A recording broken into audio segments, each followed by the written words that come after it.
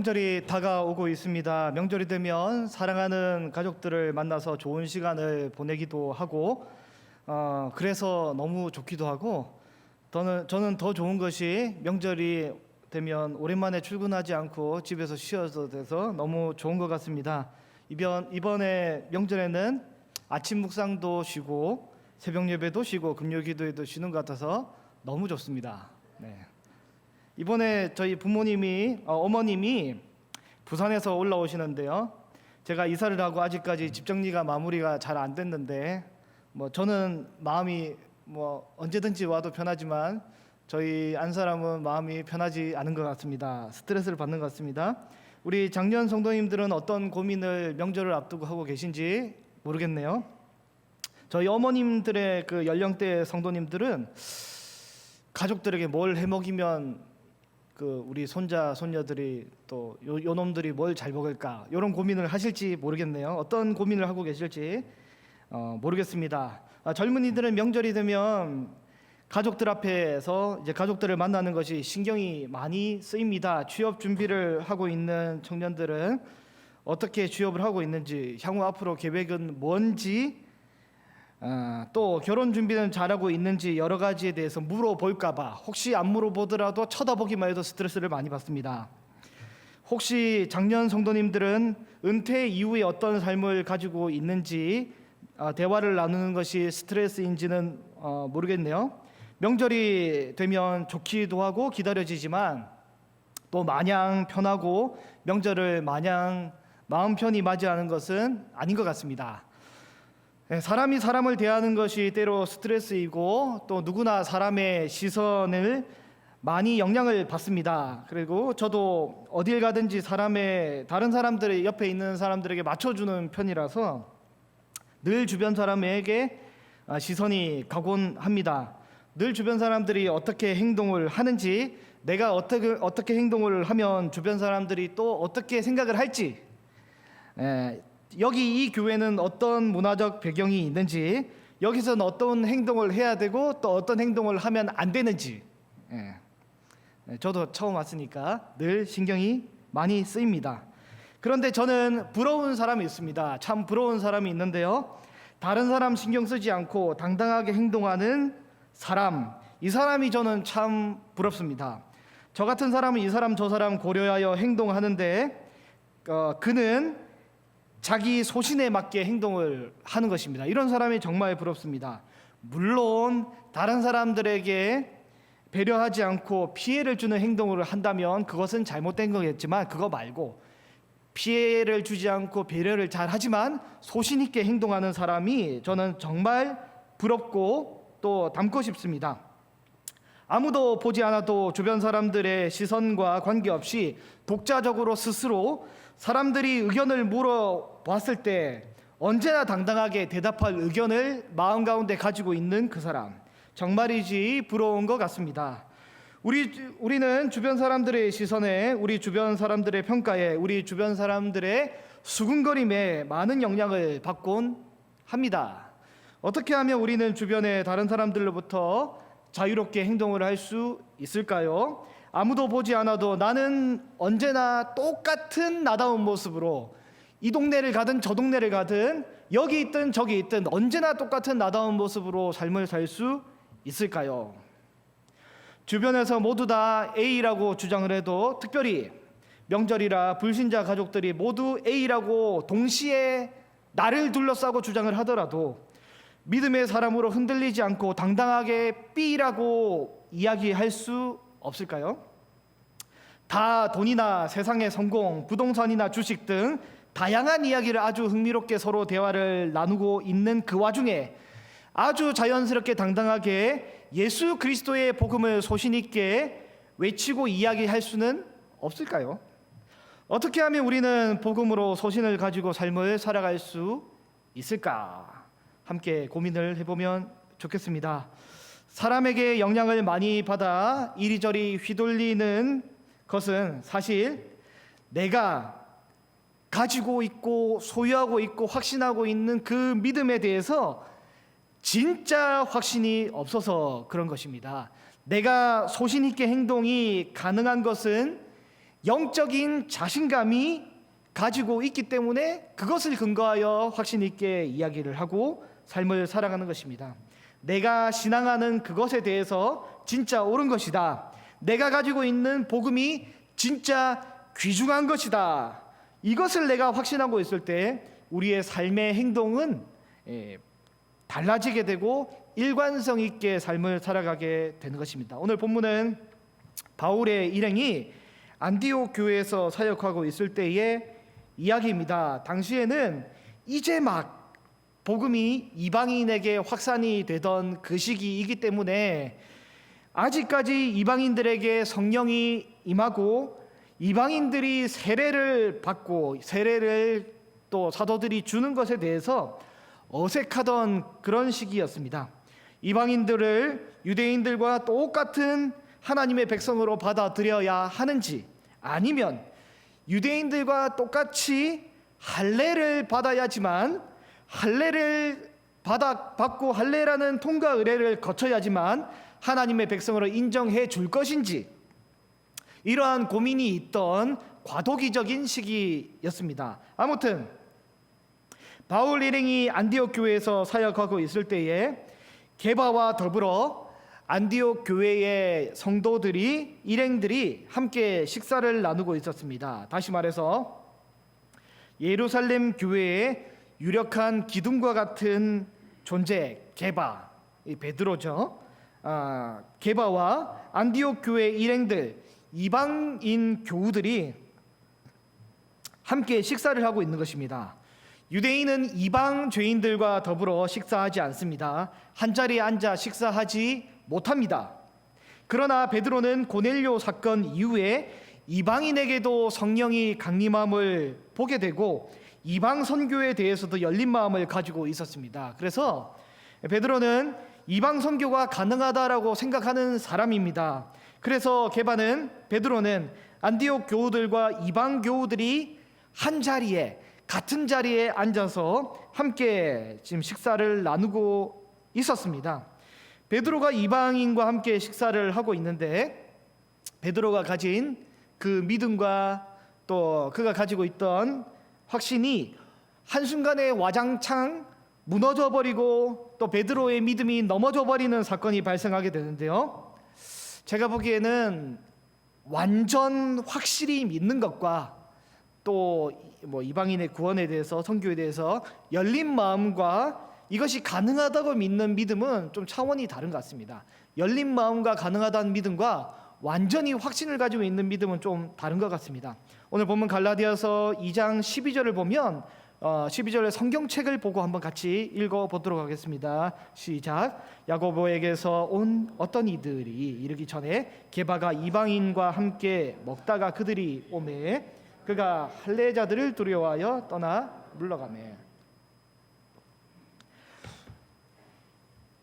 이방인과 함께 식사하다가 예루살렘 본교회에 야고보가 보낸 사람들이 올라왔다는 소식이 들리게 됩니다. 그래서 기둥과 같이 무겁고 반석과 같이 든든해야 할 베드로가 할례자들의 시선이 무서워서 식탁에서 아주 급하게 일어나서 자리를 뜬 겁니다. 예루살렘 교회의 할례자들이 얼마나 무섭냐면 바울이 이방인에게 전했던 복음의 내용을 기꺼이 인정하는 것을 굉장히 싫어합니다. 사도행전 15장에 보면 그 예루살렘 공의회가 있는데요, 야고보와 베드로의 정말 성령의 충만한 가운데 회의를 주재하면서 이 중재를 하는 것을, 그 사건이 없었다면 이들의 반대로 인해서 아마 이방 선교 자체가 예루살렘 공의회에서 무산이 되었을 것입니다. 그만큼 이들이 복음을 전하는 내용을, 이방인에게 복음이 전해지는 내용에 대해서 싫어했는데요, 이방 그리스도인들도 만약 하나님의 백성이 되려면, 할례를 받아 진짜 하나님의 백성이 되려면 할례를 받아 아브라함의 백성으로 편입되어야 한다고 이들은 주장했습니다. 그래서 이 할례자들이 할례를 받지 않은 이방 죄인들과 함께 식사하는 것, 할례를 받지 않은 이방 죄인들이 아직 할례를 안 받았기 때문에, 아브라함의 자손이 안 됐기 때문에 함께 식사하는 것은 부정하고 가당치 않다라고 생각을 하는 것입니다. 교회 내 전통과 관습을 강하게 주장하는 사람들이 너무 무섭잖아요. 초대교회 당시에 너무 이 무서운 사람들이 있었기 때문에 베드로가 그들의 시선이 무서워서 아주 급하게 자리에서 일어나게 됩니다. 예루살렘 본교회에서 야고보가 보낸 사절단이 온다고 하니 베드로가 눈치를 보고 두려워하여 자리에서 일어난 것입니다. 13절을 보면요, 남은 유대인들도 그와 같이 외식함으로 바나바도 그들의 외식의 유혹이 되었느니라 라고 되어 있습니다. 같이 식사하던 유대인들도 자리에서 외식하며 일어난 것입니다. 이거 한 소리 듣겠는데, 잘못하면 이단 소리 오해받겠는데, 부정하다고 취급을 받겠는데 하고 남은 유대인들이 일어나는 거죠. 심지어 이 지금 안디옥 교회의 수장으로 섬기고 있는 바나바까지 눈치를 보며 자리를 털고 일어난 것입니다. 그 외식에 넘어간 거죠. 이제 그 자리에, 그 식당에 남아있는 이방 성도들은 지금 뭐가 되는 것입니까? 말로는 그리스도 안에서 유대인이나 이방인이나 한 공동체라고 말하더니 입술로는 예수님 안에서 유대인이나 이방인이나 한 가족이라고 하더니 행위로는 전혀 다른 결과를 가지고 보여주는 것이죠. 행하지 않는 믿음은 곧 죽은 믿음이죠. 아무리 믿는다 하더라도, 아무리 내가 믿는다고 스스로를 믿고 있을지라도 실상 삶의 현장 속에서 내가 어떤 행동을 보이느냐에 따라서 내가 믿는 그 믿음이 진짜 효력 있는, 살아있는, 효과적인 믿음인지, 내가 믿고 있는 그 믿음이 믿고 있다고 내가 착각하는 마치 다 쓴 건전지와 같이 죽어있는 거짓 믿음인지, 이게 삶의 현장에서 드러나는 거죠. 건전지를 넣었는데 불이 들어오면 진짜 믿음이고 안 들어오면 가짜 믿음이죠. 삶의 현장에서 믿음이 작용이 된다 그러면 살아있는 진짜 믿음이고, 믿는다고 생각했는데 작용하지 않는다 그러면 이것은 가짜 믿음인 것이죠. 우리는 예수 그리스도를 주님이라고 고백하는 사람입니다. 명절에 불신 가족들을 만나게 될 때, 불신자 깍쟁이 신우를 대하게 될 때, 무뚝뚝한 불신자 시아버지를 만나게 될 때, 전혀 대화가 통하지 않는 불신자 막내 며느리를 대하게 될 때, 내가 가지고 있는 소신과 믿음이 생명력 있는 진짜 배기 믿음인지 생명력 없는 가짜 짝퉁 믿음인지 그때 우리가 드러나게 되는 것입니다. 오해하지 말아야 될 것이 뭐냐면, 내가 가진 믿음이 짝퉁 믿음임이 드러나더라도 내가 가지고 있는 그 믿음의 대상까지 가짜나 짝퉁이 되는 것이 아닙니다. 내가 잘 안 믿는 것이죠. 내 믿음이 짝퉁인 거지 내 믿음의 대상까지 짝퉁이 되는 것이 절대 아닙니다. 라합이 믿음으로 정탐꾼을 숨겨주던지 불신으로 정탐꾼을 숨겨주지 않던지 관계없이 여리고성은 무너지게 되는 것이죠. 내가 살아있는 진짜 믿음을 가지고 있던지, 혹은 여러 사람의 시선에 눈치에 자신 있게 그 믿음을 드러내지 못하더라도 나의 믿음과 관계없이 예수 그리스도는 여전히 온 세상을 통치하시는 하나님이시고 세상의 유일한 대안이 되시는 것입니다. 그런데 성도 여러분, 불신과 믿음이 흔들리는 것은 전염이 됩니다. 불신과 믿음이 흔들리는 것은 안타깝게도 전염이 되는 것입니다. 예루살렘에서 우리의 믿음을 인정해 주러 온 베드로가, 이 게바가 그 별명과 달리 든든하게 있어야 될 그 반석과 같이 든든하게 있어야 될 그 별명과 달리 흔들려져 버리니까 베드로가 지금 안디옥 교회 도와주러 왔거든요. 근데 와서 안디옥 교회에서 베드로가 믿음이 흔들려 버리는 거예요. 이렇게 흔들려 버리니까 베드로를 따르던 유대인들조차도 같이 왔는데 같이 흔들려 버리는 거죠. 예루살렘 교회의 기둥과 같이 든든한 베드로가 흔들려 버리니 예루살렘에서 안디옥 교회로 파송받은 안디옥 교회의 대표 수장 바나바까지도 흔들려 버립니다. 가장이 믿음이 흔들리게 되면 집안의 온 가족들의 믿음이 다 흔들리게 되는 것입니다. 그래서 가장의 믿음을 지켜야 하는 것입니다. 믿음의 가장이 내 신앙을 굳건하게 잘 지켜야 하는 것입니다. 여보, 이번 명절은 연휴가 긴데 제주도나 놀러 갈까요? 주일은 어떻게 해요? 에이, 이번 한 번은 그냥 온라인으로 예배하지 뭐. 우리의 자녀들이 다 보고 있습니다. 믿음이 강한 사람이 이번 한 번만 딱 한 발짝 후퇴한다면 믿음이 약한 사람은 10발짝 후퇴하는 것입니다. 베드로가 흔들려 버리니 유대인들도 흔들리고 심지어 바나바까지 다 이탈이 되는 것입니다. 믿음의 사람은 내 믿음을 굳게 지켜야 하는 것입니다. 내가 믿음이 흔들리면 다 무너지는 것입니다. 믿음의 책임을 맡은 사람은 항상 굳건하게 내 믿음을 잘 지켜야 하는 것입니다.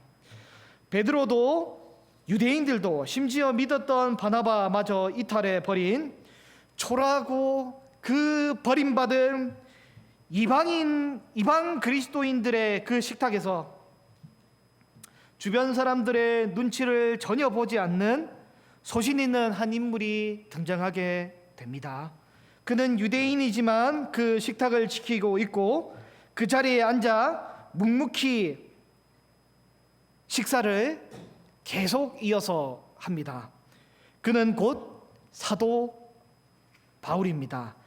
사도행전 13장 1절을 보면 안디옥 교회 교역자 명단이 나옵니다. 먼저 바나바가 나오고요. 그 다음으로는 시므온, 루기오, 마네엔, 그리고 마지막으로 사울이 등장합니다. 안디옥 교회 담임 목사 바울, 교역자 막내로 사울, 사도 바울이 막내로 있었다고 볼 수 있습니다. 그리고 베드로는 지금 어떤 위치냐면 파송 교회인 그 예루살렘 본교회의 기둥과 같은 인물이고요. 지금 바울은 안디옥 교회의 교역자 중에 막내입니다.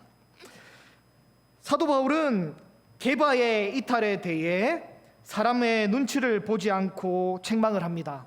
그냥 살짝 불러서 따로 마음이 상하지 않고, 그래도 파송교회의 그 지도자인데 마음이 상하지 않고 자존심 상하지 않게 조곤조곤 따로 살짝 불러서 설명해도 될 것 같은데, 굳이 모든 성도들이 다 보는 앞에서 게바의 행동에 대해 아주 무한할 만큼 매섭게 상하관계, 갑을관계 뭐 이런 거 상관없이, 파송교회고 뭐고 이런 거 상관없이 사람의 눈치를 보지 않고 소신 있게 바울은 베드로를 아주 심하게 꾸짖습니다. 오늘 본문 14절 말씀을 같이 한번 읽어 보겠습니다. 시작. 그러므로 나는 모든 자 앞에서 게바에게 이르되 네가 유대인으로서 이방인을 따르고 유대인답게 살지 아니하면서 어찌 억지로 이방인을 유대인답게 살게 하려느냐 하였노라. 아멘. 소신 있게 이야기하는 사람은 굉장히 무섭습니다. 그러나 부럽습니다.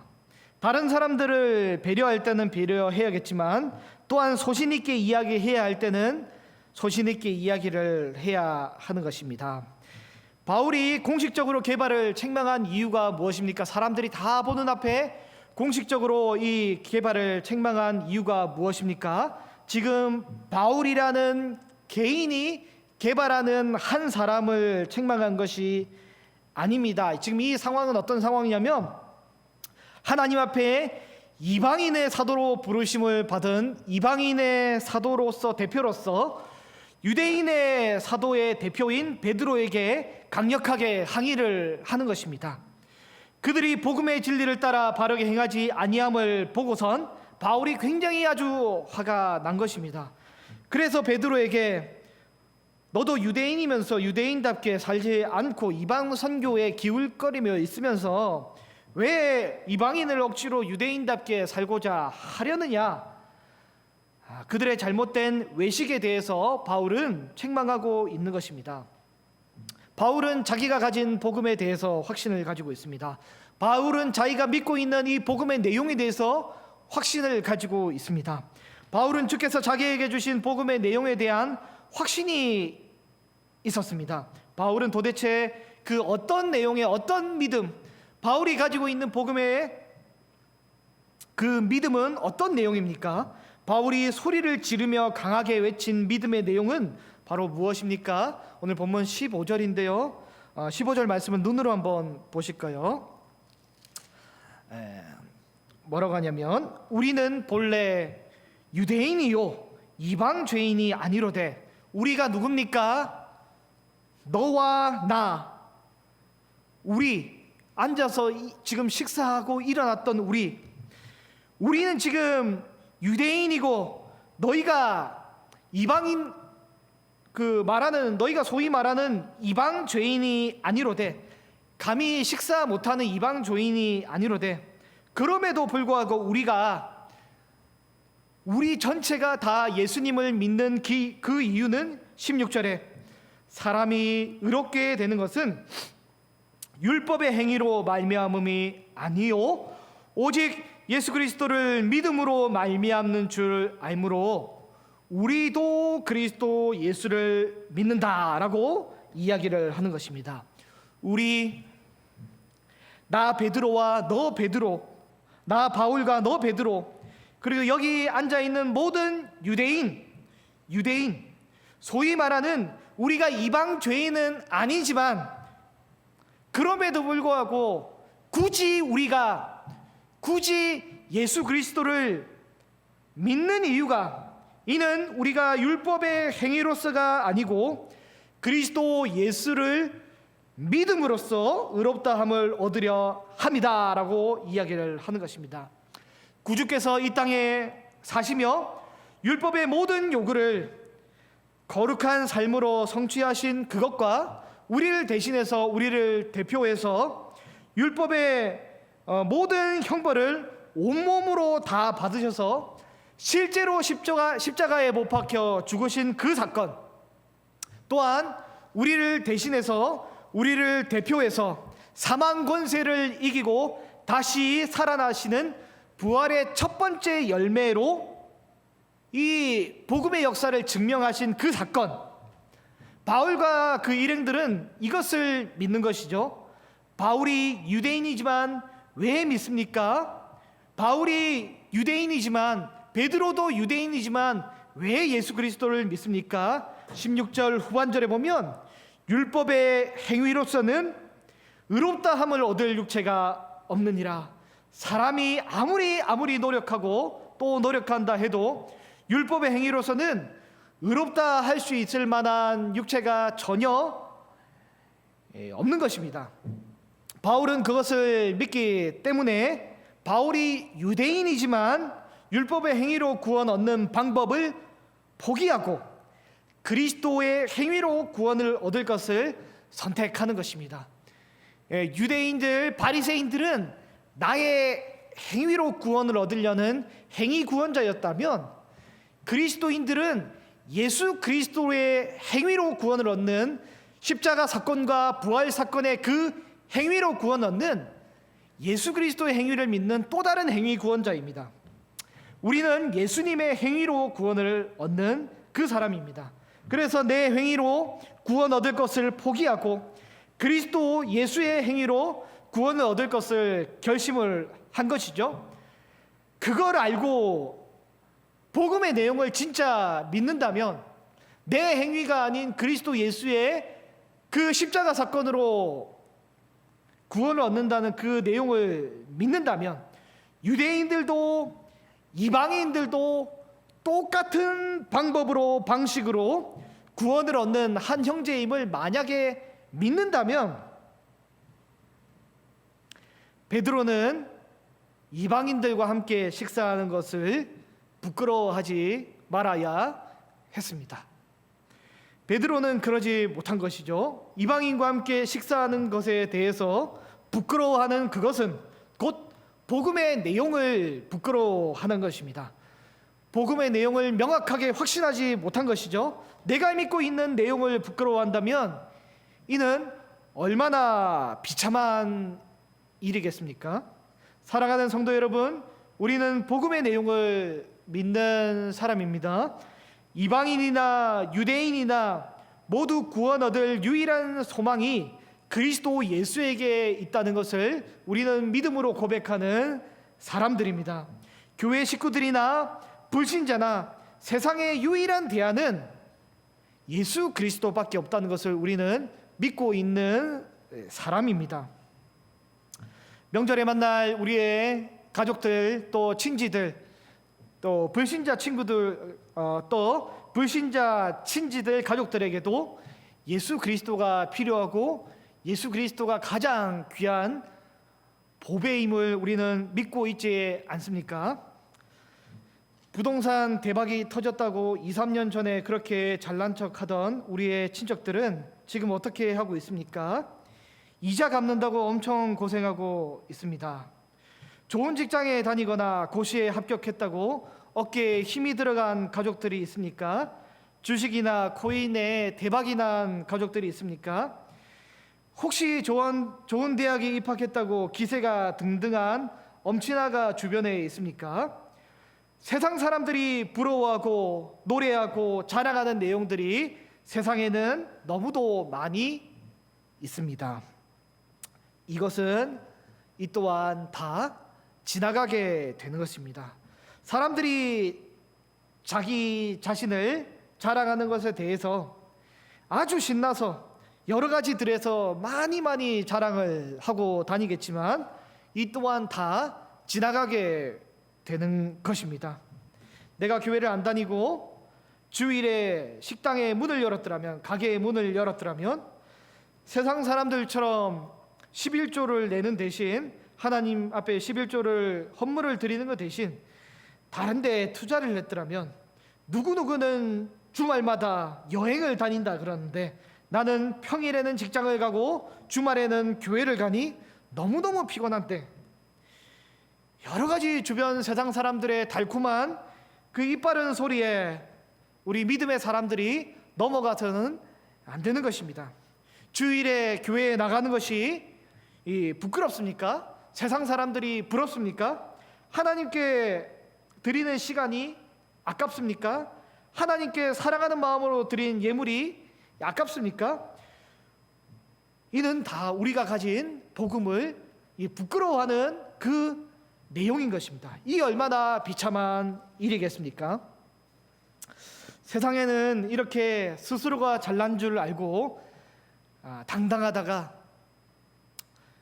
죽음 앞에서, 또 때로는 다양한 문제로 인생의 힘으로 풀 수 없는 엄청난 문제 앞에서 벌벌 떨고 갑자기 나약해지는 것이 바로 사람의 모습입니다.